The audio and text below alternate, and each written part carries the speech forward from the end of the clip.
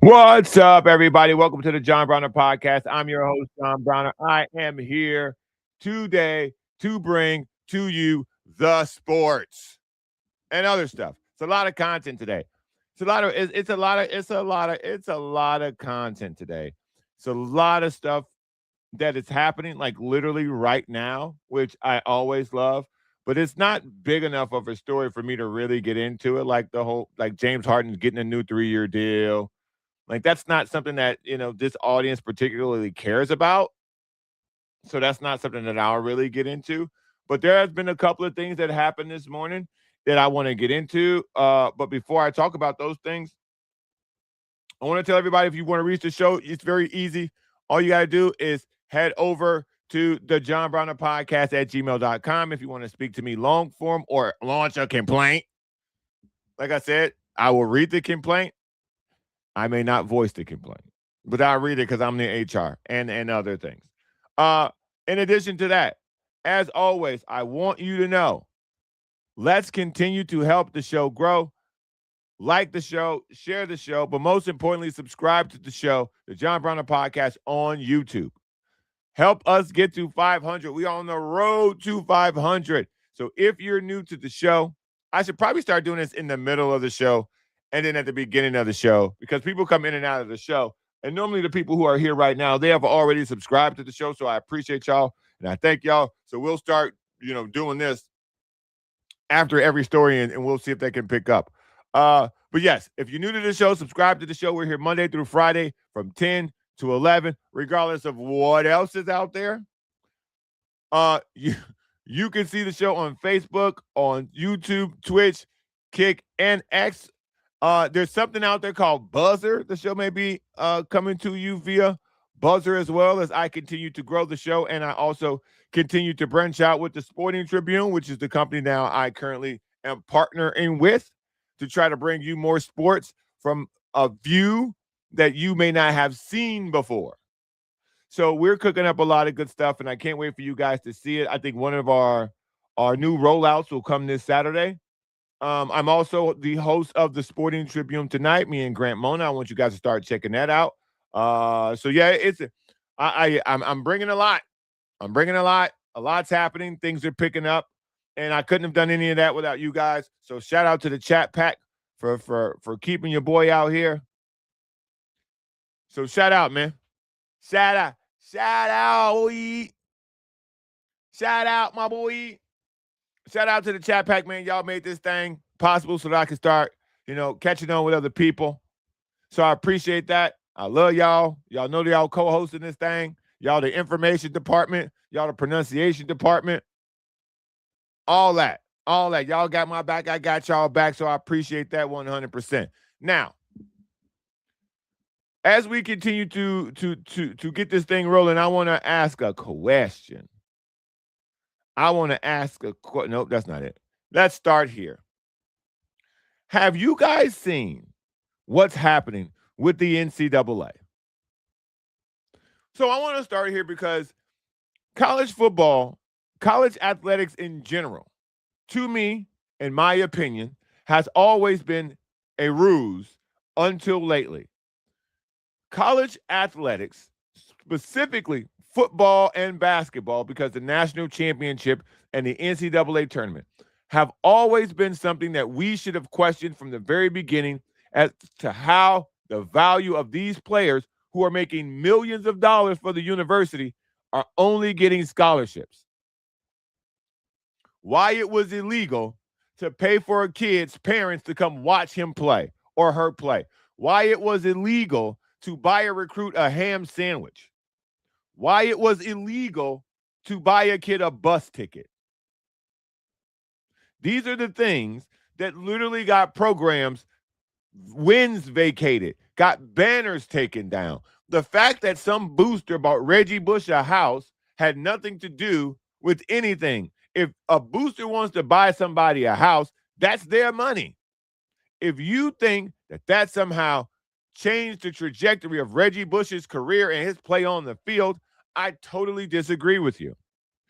The University of USC made more money off Reggie Bush than Reggie Bush could have ever made off the university.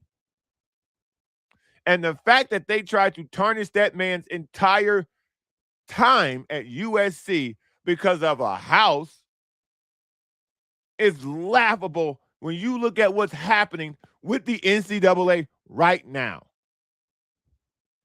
Every NCAA violation that took a jersey away, took a retired jersey out the stands, took a win off the board, all those things seem absolutely laughable now with NIL. And because now the players, as they should have always been, are now making money, weird things are starting to happen. So the latest weird thing, the latest ground-shaking thing to happen in college athletics is that now college football, by the way, starts in 9 days. 10 days from now, when the NFL makes its cut down to 53 roster members, any player cut from a NFL training camp who still has a year of eligibility left, according to a court, because you know this is bad when courts get involved, according to court papers, that player can then, after games have already been played, week 0, whatever that is, after games have already been played, that player can be cut by an NFL team and be picked up by a college football team.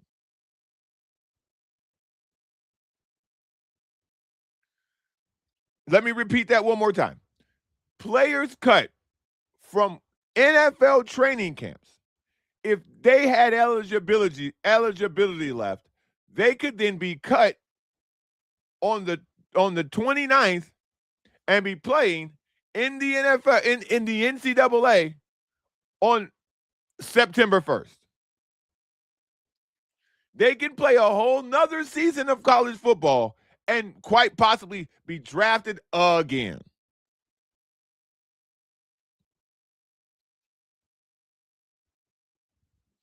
Shout out to the chatbots in the building. I don't know how or when or why we are at this point with the NCAA, but I can't think of something more useless at this point in time. I was never for the Big Ten and the SEC completely, getting together and just dismissing everything else NCAA related until now. I don't really understand how collegiate athletes, like the University of Michigan, was still making money off of Chris Webber and the Fab Five while their wins were vacated. The NCAA was making money off of Reggie Bush after his wins were vacated. The Ohio State Buckeyes were still making money off of Terrell Pryor while their wins were vacated. The NCAA as an organization is one of the most corrupt actions in the history of sports that we have had that has gone on far too long. Listen, I'm not for guys going to the NFL, being cut, and then going back into college football. Because what that means is now when they come in, somebody has to go out. So now you're going to lose a scholarship player who's now signed on the dotted line to play at this university. He's committed to them. Again, this is supposed to be amateur athleticism. This is supposed to be student athletes. There's a guy playing for South Carolina named Lenoris Sanders. I think that's his name. Sellers. Yeah, Lenoris Sellers. He has no classes. He's a quarterback who will be taken in the first round, who played for the South Carolina Gamecocks, but he ain't got no classes. Matt Leinart once famously had a class called Ballroom Dancing his 5th year for USC. And this is after he had won a Heisman. In the NCAA, the easiest way to fix this, the easiest way, regardless of circumstance, outside of extraordinary consequences like a car accident or a torn ACL or some form of like literal year missed injury in the NCAA at the highest level, after the age of 24, you cannot play any more college football. Because this is going to become a safety issue now. Because you've got 24, 25, 26-year-old guys in some instances playing against 18-year-old kids.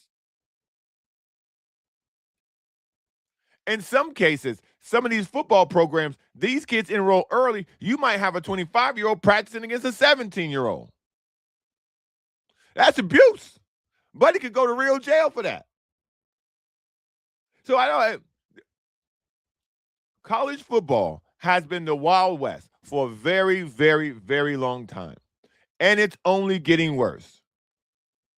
I have never been a fan of not paying these kids.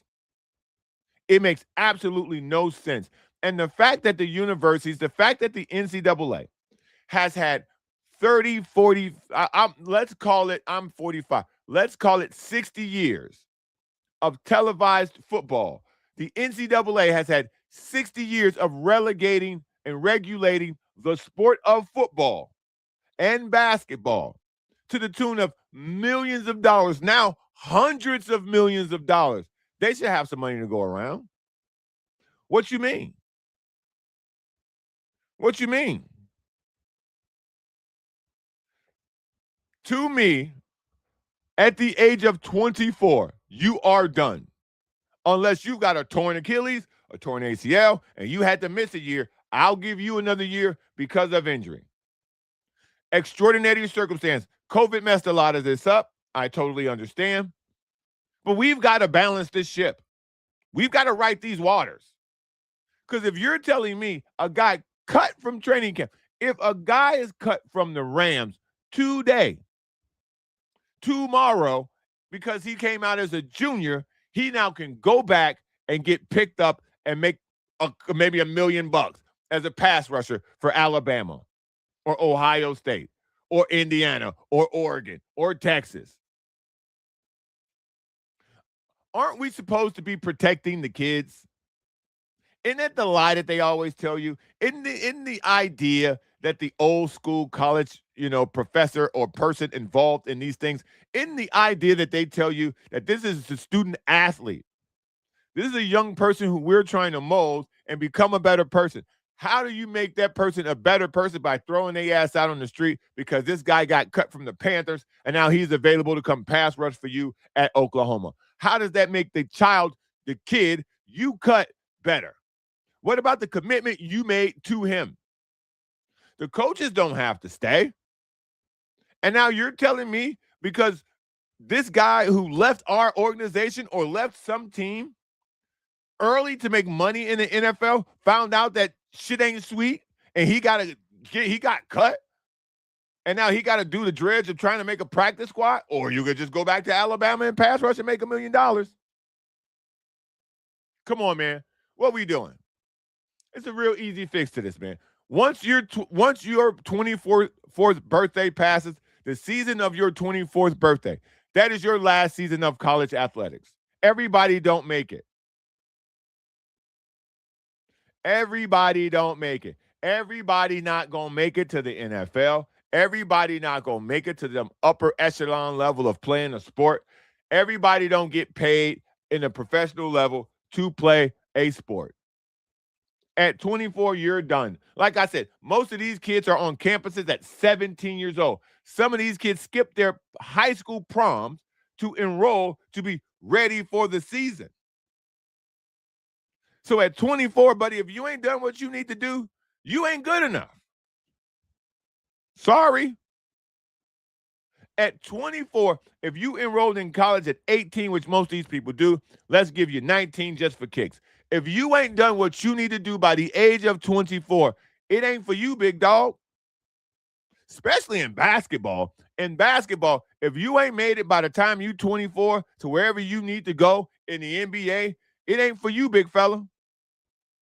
You might want to get back to the economics book. You might want to pick up a psych book, bruh. You might want to start studying engineering or something else. You might want to milk that scholarship. Michael Pennis, first one chimes in, not the first one chimes in, but the first comment I saw that made sense. High school kids get it the worst. And I totally agree, unless you are one of the best. And by the best, I mean top 50. If. Why would a coach not go with the grown ass man, adult? I 100% agree with you. I 100% agree with you. If I'm Deion Sanders, and at this point at Colorado, I'm under pressure, I'm not taking no high school kid. For what? Now I'm gonna gain more losses on his learning curve. Nah, bro, I need men in here now. I need transfers. If I'm whoever this coach is at Indiana, whose name I can't remember. If I'm the Indiana head coach, we just won a national title. I don't need a freshman quarterback in here. Nah, fam. Unless you Michael Vick level, unless you Peyton Manning, unless you Trevor Lawrence level, Joe Burrow, but Joe Burrow wasn't Joe Burrow until he got to to LSU. So this thing stinks, man. This is difficult for any time a court has to get involved to determine something. Like at first the NCAA announced this 5 for 5 thing. You have 5 years to play 5 years. But that even has undertones in it and loopholes that you can get around. If this is about kids playing football, if this is about higher education, why do we always have to deal with these level of things? If you can't get your education from 18 to 24 and go out in the real world, then that's why McDonald's exists. That's why Starbucks are out here left and right. That's why we got Popeyes. Sorry, there are other jobs that you can do that don't require you to play a professional sport. There are millions of other sources of employment for you to do in the real world if you cannot make it by the age of 24 in collegiate athletics.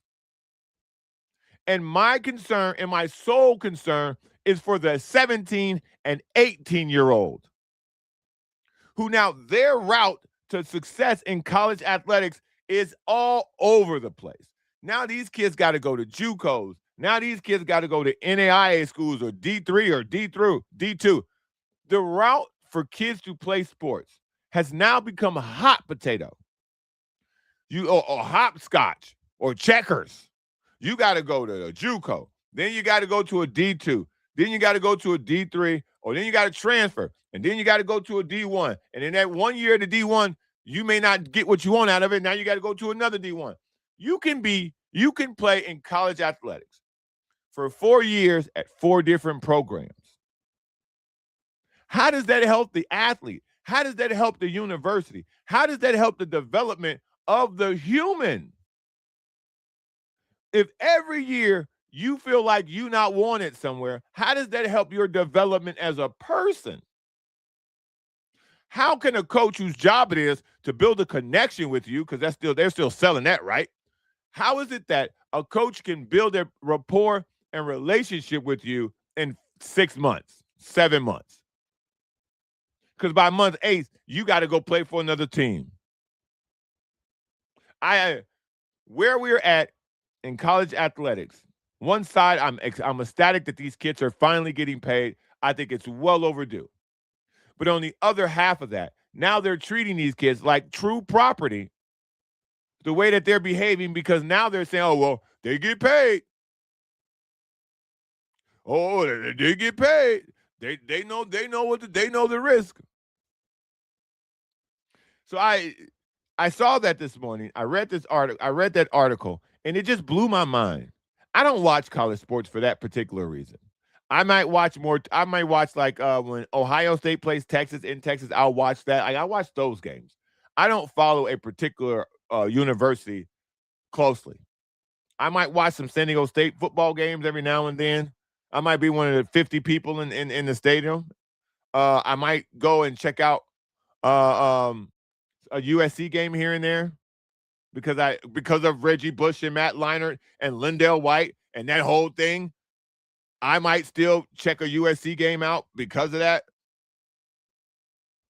But I'm not plugged in, and it's like that, and it's because of this. I rock with college basketball because those guys are gonna be playing in the NBA, and I need to see who's who. I watched damn near every Cooper Flag game last year. When Zion was playing, I watched damn near every Zion game. I watched almost every BYU game with AJ DeBonsa. I watched these games because I think that these players are going to come to the NBA, and I want to see them play.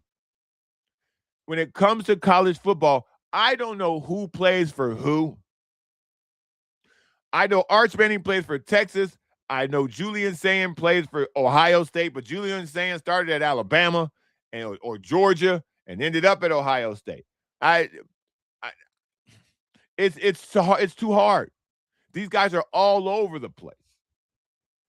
And if in basketball, by the age of 24, if you're not developed enough in your game to go to the NBA, then it ain't for you. You can make money, you can have a living, you can have a life. You can go play overseas, you can travel. There's a lot of ways that you can still make money playing basketball, but y'all got to get out the way, man. Y'all got to get out the way for these younger kids to get an opportunity to show what they can do. You had 6 years. You had 6 years. By my rule, you still would have 6 years to play 4 years. Now they're giving you 5 years to play 5. What? So I saw that this morning and I wanted to start there because being a guy who played college basketball, being a guy who played JUCO basketball, being a guy who played high-level high school basketball, being a guy who played semi-pro basketball. I've collected a check playing basketball. Not a big enough one, but I collected a couple of them for a couple seasons. And I can tell you, I've played against NBA basketball players in a CBA. I've played against former NBA basketball players in the ABA. Basketball's basketball, man. But if you don't give these kids an opportunity, most guys will wash out. That's too much that's too much changeover, man. Specifically in basketball. If in basketball you got to go to a different school every year to try to get, a bigger slice of the pie, NIL wise, I get that. Because now we talk about a limited sample size of money you can get. But if I'm talking about you going from, San Diego City College to San Diego State to UCLA to Duke, bro, how you going to build a relationship with the coach? How you going to build a relationship with the university? How you going to build a relationship with the curriculum that you need to take care of to get your degree? How you going to do all that if you in a different school every 8 months? So Excuses says you can pay $500 for a chance with Detroit. Yeah, you can. That's fair. That's fair. I respect that. Biggie says, I stream all day on Saturday, so I normally don't get a chance to watch college football, and I'm good with that. And I'll catch some college basketball games when I can, but I don't watch like I used to. Same, man. Same. So, with that said, as always, I'm trying something new. If you're new to the show, like and subscribe to the show on YouTube. We're trying to get to 500 subscribers. I'm John Browner. This is the John Browner Podcast. We do this thing every day, Monday through Friday from 10 to 11. We're available on Facebook, YouTube, Twitch, X, and Kick. Shout out to the Kick bot who already showed up, trying to get me to type to them. I need you to go to YouTube, though, and subscribe. Go to YouTube and subscribe. And by the way, the NCAA, you're on Ass Island, buddy. You're on Ass Island, buddy. We'll get some dorms somewhere here. The NCAA, welcome to Ass Island, buddy. We'll get some dorms. We'll get some dorms for you. That's just like, what are we doing? Shout out to the bots, man. Bots be coming for me now. Bots be in here like, did you not check my email? chill, bro. I'm busy right now. Where we at? Let me see. What did I want to get to next? Oh, yes. Oh, yes. I like this topic. I like this topic a lot. Have you ever worked with a person you hate? You might be working with that person now. You might be sitting a couple cubicles away from them. You might be listening to this pod with your headphones on, 2 or 3 feet from somebody you absolutely hate.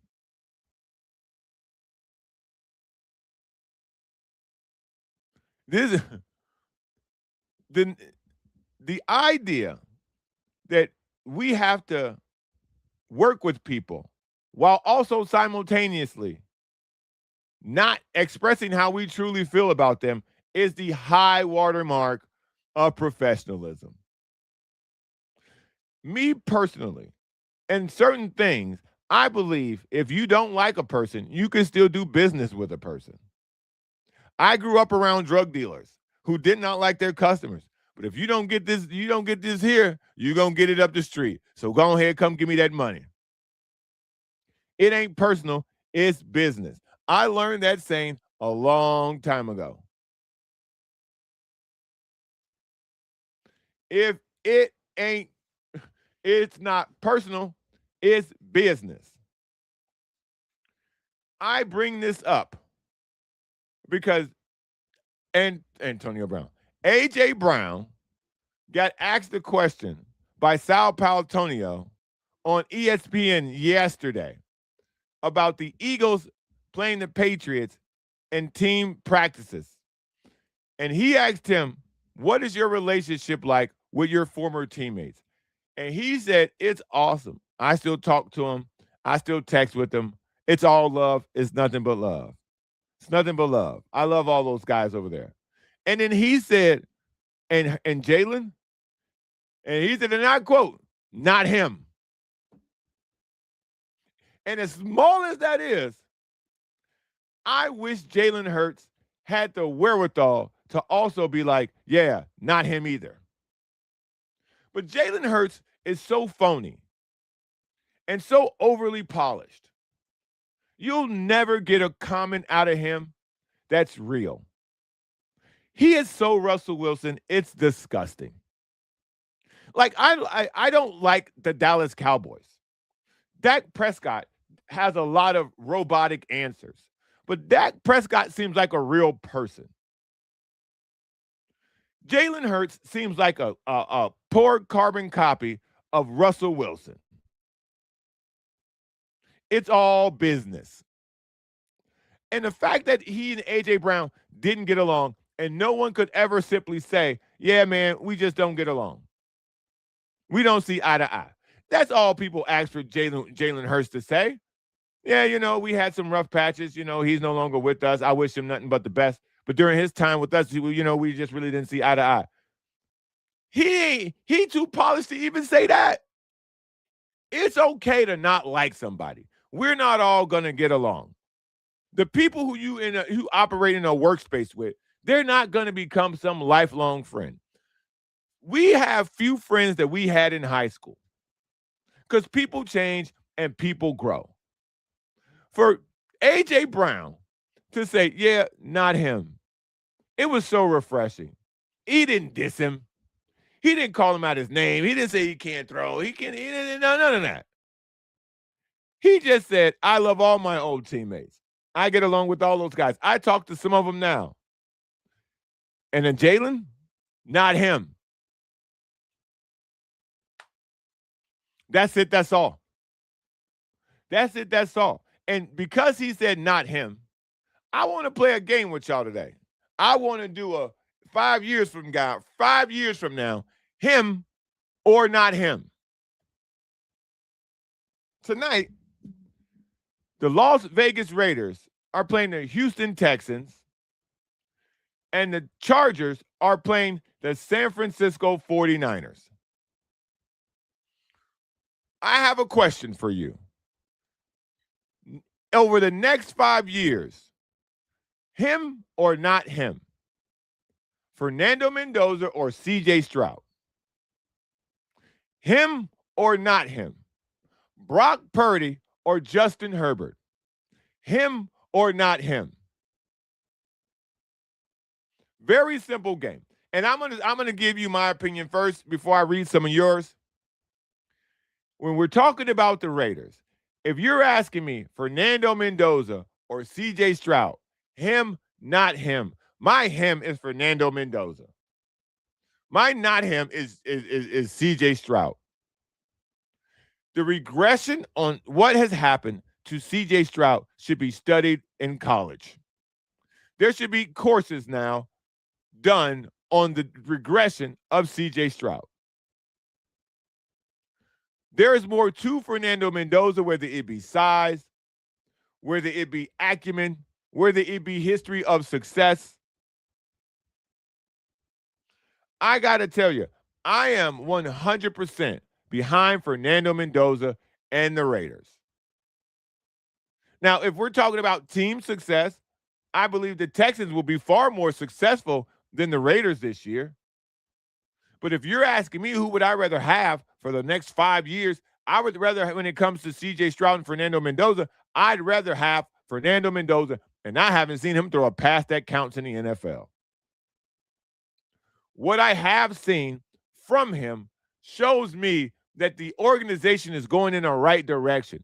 CJ Stroud's success initially was solely based on an unbelievable run game and an unbelievable pass rush. Even to this day, CJ Stroud's majority team success has come because the defense literally gets the other team off the field. I think Fernando Mendoza with Ashton Jeanty and Brock Bowers, with Clint Kubiak, and a better offensive line, I think you're going to see the Raiders going in the right direction. And when you have a guy who can take you in the right direction, that's more than half the battle. The coach-quarterback combination is so essential in the NFL. I honestly think the Raiders have a great coach-quarterback combination. And when was the last time you could even say that about the Raiders? What, a Wrench Gannon? So as I watch what is happening in Las Vegas, and I watch what's happening in Houston, and you're asking me, him, not him, I'm 100% taking Fernando Mendoza before I take CJ Stroud. And CJ Stroud's track record should show you that he has shown he can do it versus Fernando Mendoza's absolutely clean slate of nothing. Nothing. Fernando Mendoza has done nothing in the NFL. CJ Stroud gave you the greatest rookie season in the history of the NFL and has multiple playoff wins. And I'm still taking Fernando Mendoza. Not because I don't like CJ Stroud as a person, just because I honestly think the regression on CJ Stroud is more about him being exposed more than it is about him being, struggling with other parts around him being injured. Guys getting injured around you, it only hurts you if you're not the guy. When guys are healthy everywhere, that's not real football. When guys are hurt everywhere and you can turn Danny Amendola into a star, Wes Welker into a star, when you can turn Danny Woodhead into a star, when you can turn these tiny guys who no one's ever heard of into superstars, you're the guy. If Fernando Mendoza, who does have talent, I would argue that the talent on the Raiders now may be better than the talent on the Houston Texans offensively, of course.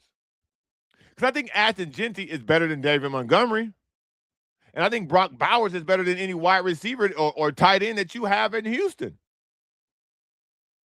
So why not have the Raiders offensively look competent? Why not have I'm not saying that I'm not putting a bar at playoffs for the Raiders. I'm putting the bar at 6 or 7 wins. If the Raiders leave this season with 7 wins, as a Raider fan, you should be very proud. You had a good year if you started Fernando Mendoza and he's banked 7 wins for you. If at the end of the year, Fernando Mendoza has 7 wins under his belt in his first NFL campaign. You own to something. That's the number for me. If Fernando Mendoza gets you 7, not Kirk Cousins gave you 2, he gave you 5. If Fernando Mendoza has 7 wins at the end of the season, the Las Vegas Raiders are going to be good for the next decade. I honestly believe that. Fernando Mendoza's not tiny like Bryce Young. He doesn't have any quirks about him as a person. He's a little corny, but that's who he is. He's not Russell Wilson corny, where it's all scripted. He's not Jalen Hurts corny, where I'm so cool I can't even acknowledge certain things.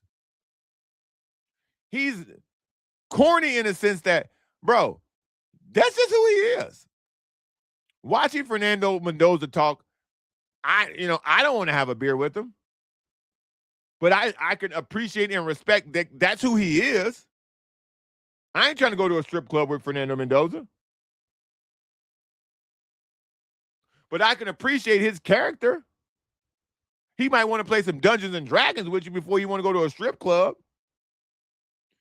He might want to play you in some Fortnite before you go catch him parking lot pimping as we used to back in the day. And that's cool too.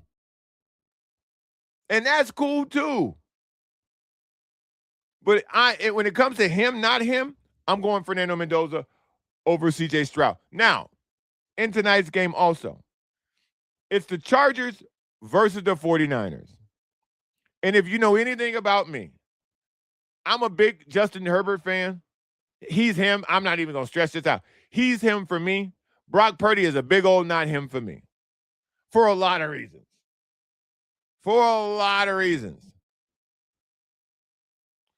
I am a 100% Justin Herbert guy. Justin Herbert has had nothing but,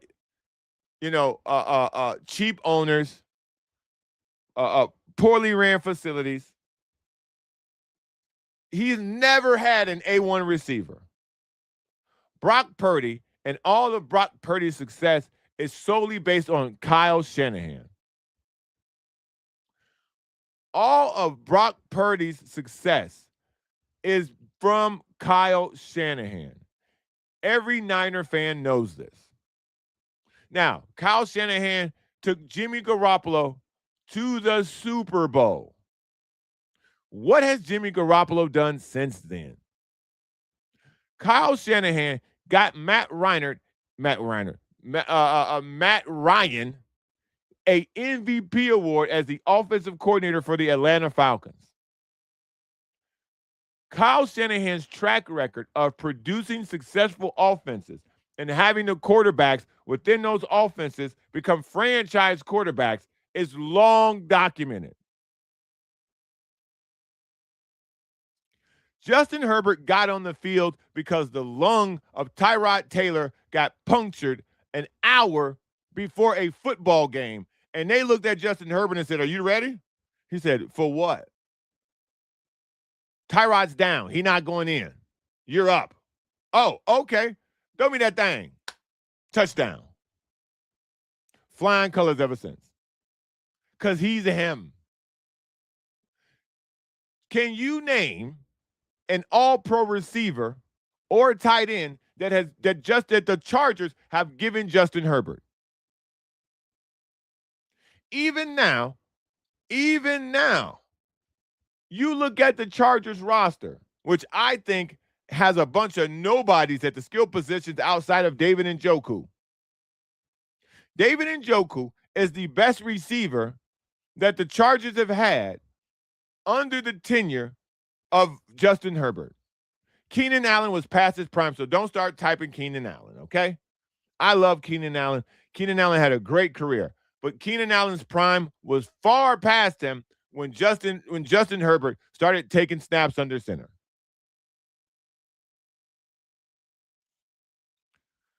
Jimmy Garoppolo's success came from Kyle Shanahan. He flopped everywhere else. Brock Purdy's success. Now, again, don't get me wrong. Brock Purdy's ability to digest the offense see what's happening on the field, and deliver deserves to be respected. I'm not disrespecting that. But if you put Justin Herbert in the Kyle Shanahan offense, if you put Justin Herbert under the center for the San Francisco 49ers, I don't care who gets hurt. Every year, Super Bowl. Every year, Super Bowl. If Kyle Shanahan can't help you, nobody can. This is why I don't think Trey Lance will be the backup quarterback for your Chargers. I think DJ, name I can't pronounce. That's your backup. That's your backup. Trey Lance, buddy, Dallas, San Francisco, you going on a merry-go-round now. I think DJ, last name I can't pronounce, that's your backup. I'm expecting to see a lot out of him tonight. I'm expecting to see a whole lot out of him. I'm expecting for DJ to solidify that job tonight. After tonight, I don't think you're going to see much more of Trey Lance in a Charger uniform. I just don't. I really don't. But if we're talking about starters, I'm sorry, man. Y'all got to forgive me. Y'all got to forgive me. I'd rather have Justin Herbert before I have Brock Purdy under every column. Every column. But those are the only two games we got tonight. ESPN's got the Vegas and the Texans game. I don't expect for you to see CJ Stroud much at all. And they got Texans lost. Who is it? Let me see. Texans lost wideout Jaden Higgins. They lost Jaden Higgins to a torn ACL today or yesterday. So, it keeps getting worse. Biggie says, the Bears wanted Jimmy G, and boy, I'm glad they didn't get him. What they wanted because he's from the Chicago area. No, they also wanted Tony Romo at one point in time. I'm glad they didn't get his ass either. I remember when they were fiending over Jimmy G. But the Bears make bad quarterback decisions, and that would have been another one in a long list of who? And if the Chicago Bears at that time would have gotten Jimmy G, a guy who's been to the Super Bowl, buddy, they'd have laid cover fire for Jimmy G for ages. If the Bears would have somehow found a way to get Jimmy Garoppolo in a Bears helmet, being from the area, man, listen, they'd still be covering for him today. They'd still be people in the Chicago fan base going, we should have never gotten rid of Jimmy Garoppolo. I promise you. David P says, yo, your arm's sour from that crazy reach of a take on my guy. Big, I'm assuming this is Big Cock Brock. It's not a good look. I'm talking about another man's chicken, if you know what I mean. Don't do that to him. Listen, David P. Listen, man. Listen, bruh. All I'm saying is, if you're going to tell me you would rather have Brock Purdy over Justin Herbert on the 49ers, not like, the Chargers, who's better? I'm asking you, David P. 3254. You're telling me you would rather have Brock Purdy playing quarterback for the 49ers instead of Justin Herbert. And this is all hypothetical because I don't think either of these things are ever going to happen. But if you could get Justin Herbert on the 49ers in replace of Brock Purdy, you wouldn't do that? Come on. Come on, man. Come on. Don't be that guy. Don't be that guy. Come on. I'll wait for your reply on that. Because you sound crazy, bro. There was another fight, by the way. There was another fight. And I think Broncos camp had a fight where Bo Nix and Nick Bonito got into it. because Bo Nix pulled Nick Bonito's leg to get him off the pile. And let me tell you something right now. And I talked about this yesterday, if you're not prepared to fight, do not get involved. If you are ever in a pile at a practice and somebody pulls your leg, I'm whooping your ass.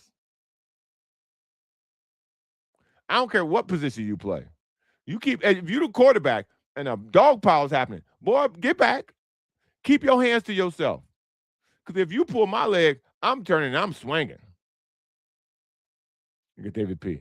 That's a lame question, but sure, I'd take Herbolt in the unrealistic scenario. That's all I'm saying, dog. That's all I'm saying. You can call the question lame because, as you said, haters gonna hate. Hey, these are your words. These are your words. You can tell me it's a lame question. That's okay. Haters gonna hate, dog, because you helped me prove my point.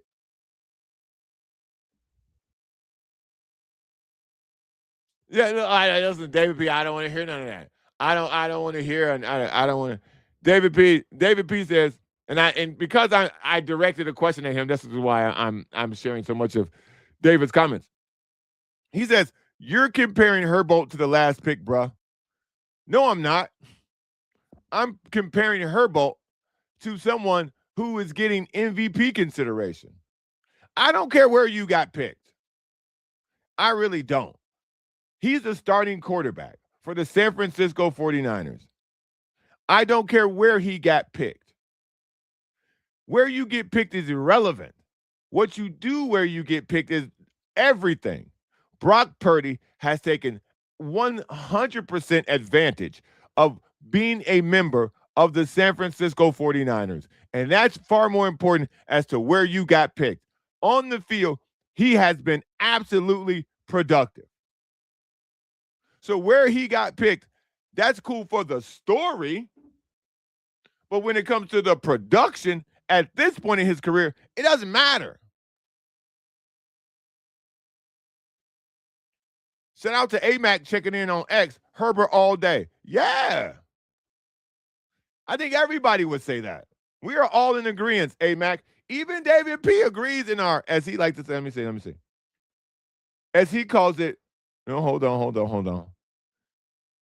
In my lame question, in an unrealistic scenario, he even agrees. So that's all, man. That's all. But David P, you're him. It's Brock Purdy. You're not him. It's Justin Herbert. And I hear you, dog. It's cool. It's cool. It's cool, big fella. It's cool. If you're new to the show, as always, after each segment, I'm going to start doing this because I want to try to get to 500 a little bit quicker. We're doing the speed limit, but, you know, I drive 10 miles over the speed limit when I'm on the freeway. You should probably help me get to 500 by going a little bit faster on the road, too. Tell a friend to subscribe to the John Browner Podcast on YouTube. Help your boy get to 500. Like I said, I'm trying to continue to say that because I'm hoping that it'll help. Shout out to all my people at the Sporting Tribune. Catch me tonight on the Sporting Tribune tonight. We're getting ready to take that thing on television. So shout out to everybody at the Sporting Tribune, Grant Mona, Arash Merkazi, and all the people involved in making that happen. So your boy about to be on the tube again. Also, and one more thing, I'm doing a comedy show for charity, and I want to start really promoting that because I want you guys to see the charity and give what you can if you can't make it. Let's go. Okay. Now, sometimes, look at that. WVC, you came right on time. So here's the thing. I said this before they played the 10-10 game in New York. I think the game started at 10-10. I said this before then. I will say this repeatedly all the time.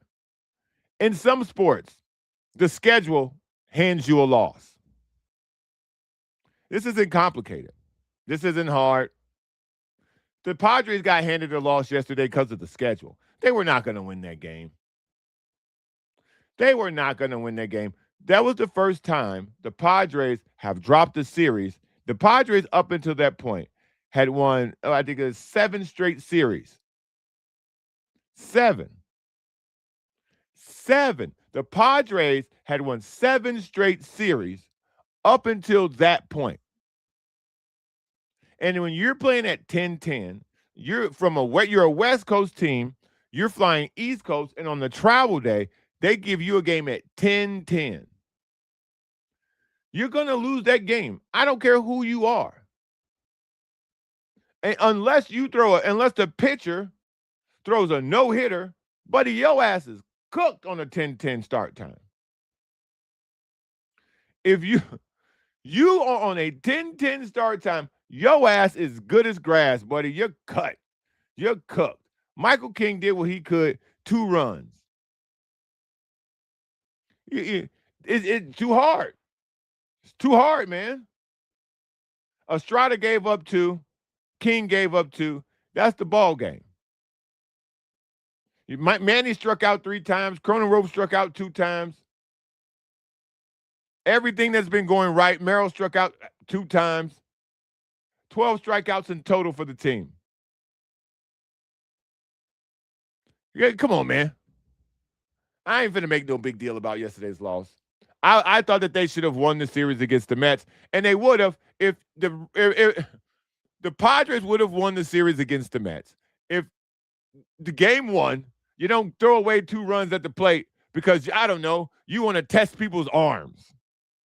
Because you're the third base coach and you don't watch film, apparently. You don't read the scouting reports, or you don't trust your eyes. You wanted to send the second runner who's slower than the first runner who got gunned out at the plate. You want to send the next guy to what? Prove a point? To what? Make him do it again with a slower runner? Come on, man. The Padres gave away that first game. Tatis won that second game in MVP level fashion. And I told y'all, I think it was 5 days ago when I saw they played at 10-10. That's a loss. Get out of here. That's a loss, man. I saw that game coming a mile away. That would have been a tough game for anybody to win. They come home tonight. They got the Twins in the building. They got the Twins in Petco tonight. 6:40 start. Vasquez against, I couldn't even tell you what this guy's name was. Yikes, buddy. Who are you? Let me see. Hold on. Let me try to get this guy. Connor Prilip. But he's got a 5-run ERA.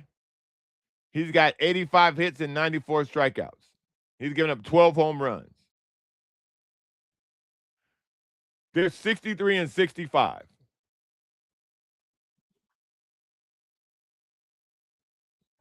So I'm not worried about that. I'm not worried about that loss at all. That's what they call a scheduling loss. That's when you get these NBA games where you've played, I think it's 3 games in 4 nights. And in 4 nights, you've been in 3 different cities. You've had multiple 4 a.m. Landings. You've arrived in said city at 4 a.m. 2 to 3 times in a row. It's a wrap for that, buddy. You're going to lose that game. Same is true of it in baseball. You're going to lose that game, buddy. Sorry. So, yeah. There's not a lot to talk about. 12 strikeouts as a team yesterday. The Padres, they've won 7 straight series up until they lost against the Mets. And again, I think they win this series too if they don't throw 2 runs out at the plate. If the third base coach ain't a windmill,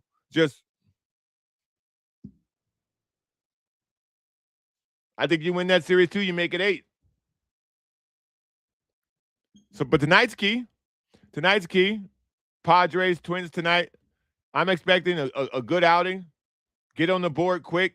Randy Vasquez has been solid, not great, but he's been solid for the Padres this year. I'm expecting the Padres to win this one tonight. I'm expecting them to get back to their winning ways. Biggie says, as I've said before, it's not who you play, it's when you play them. A month ago, they easily sweep the Mets, but right now the Mets are playing their best baseball without Soto. Bruh, Biggie, if they don't throw out 2 runners in the first inning of the first game, the Padres win that series too, no matter how good the Mets are playing. The Mets never ran away with any of these games. These were all low-scoring games. These were all well-pitched games. But you can't throw away 2 runs at the plate. You just can't do that. Shout out to Raiders versus everyone. Holla at your boy. I hope you're excited about Fernando Mendoza tonight. I think he's gonna throw. I got Fernando Mendoza prize pick for more than I think 100 yards. I can't remember what the number is, but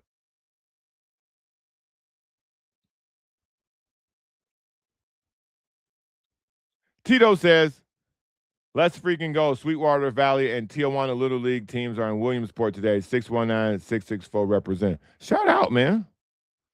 San Diego always seems to get a team in the Little League World Series. So shout out to them, man. WVC says Manny can't keep getting double plays. Yes, he can. where you been all season? This wire is driving me crazy right now. I bet you Manny can't keep getting double plays. Where you been? If it ain't some flailing strikeout, he been good lately. But shit.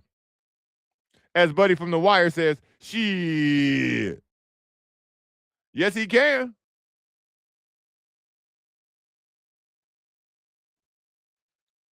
Like I said, it's not really much to dwell on. Not much to kick around about the Padre game, and I kind of felt like that loss was baked in. I told y'all days before that loss was going to happen. That 10-10 game was never going to help anybody but the Mets.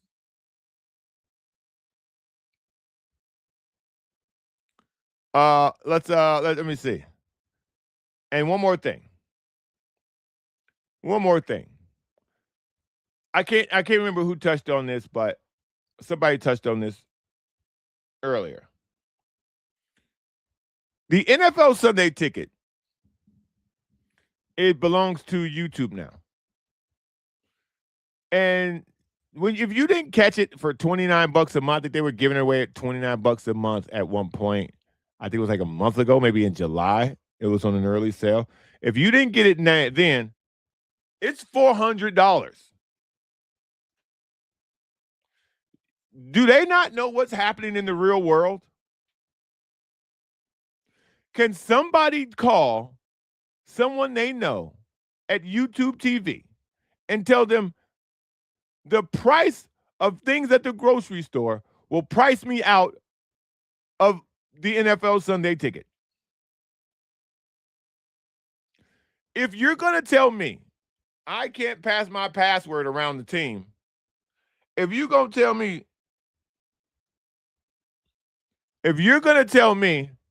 you can't share your password with someone that doesn't live in your household or on your Wi-Fi network, but you're going to charge me $400 for something, I'm out this season, buddy. I mean, I'm not out, but I would be if I didn't have to do it for a living. I watch Bears games, religiously, sometimes with one eye open. You know how long I've been waiting for Caleb Williams and a productive quarterback coach combo? On top of them moving to Indiana, now you telling me that I'm going to have to pay $400 for YouTube TV to be able to watch the Chicago Bears out of market? Well, I've got y'all beat. Because finally, Chicago Bears are good at football.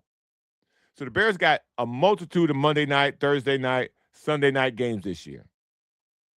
And when they're not playing in those games, buddy, I'm going to go to this local bar, that's a Bears bar, and I'm going to drink me 2 Coors Lights, one each half, and it's going to cost me $12.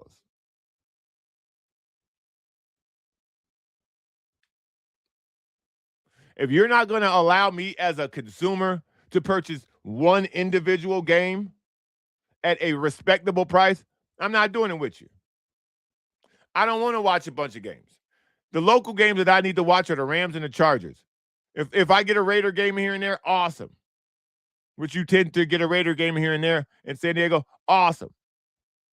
But if I want to watch a team that's out of my market, like let's say the Chicago Bears, why don't you just offer me the option of being able to do that? Why can't I just buy a game for $12, $15?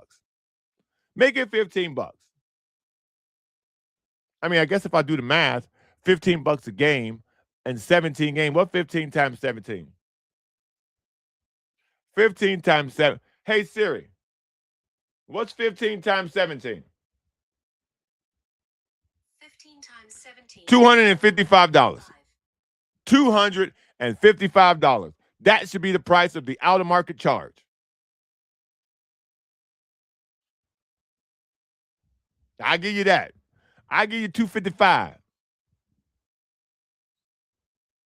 Everything is more expensive. Everything is more expensive.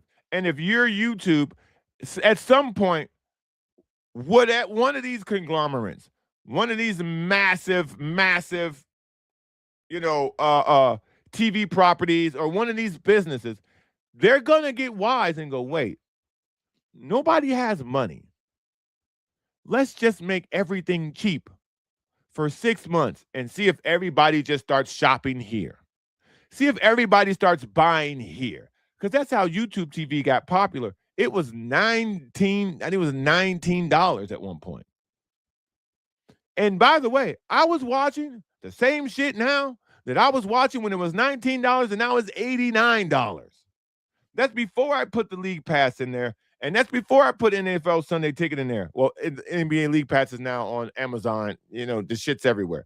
But before any of that, I watched the same 4 or 5 channels that I watched when it was $19. Now that is $89.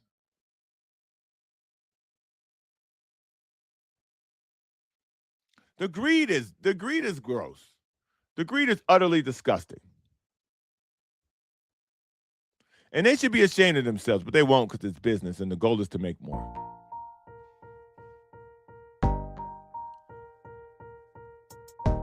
YouTube TV.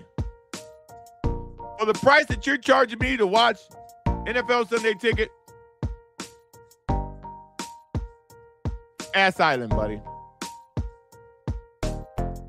You're officially the Ass Island Television Network.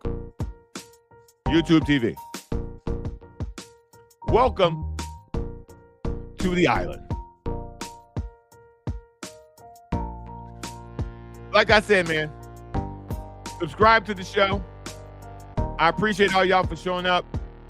Today's been fun. Today's always fun. Tomorrow will be fun. Because that's what we do here. We have fun. I got to get back to business of things. I'll see y'all tomorrow. Much love. Peace. Subscribe to the John Browner podcast on YouTube and download the podcast on iTunes. I know I don't look like him. Just go subscribe.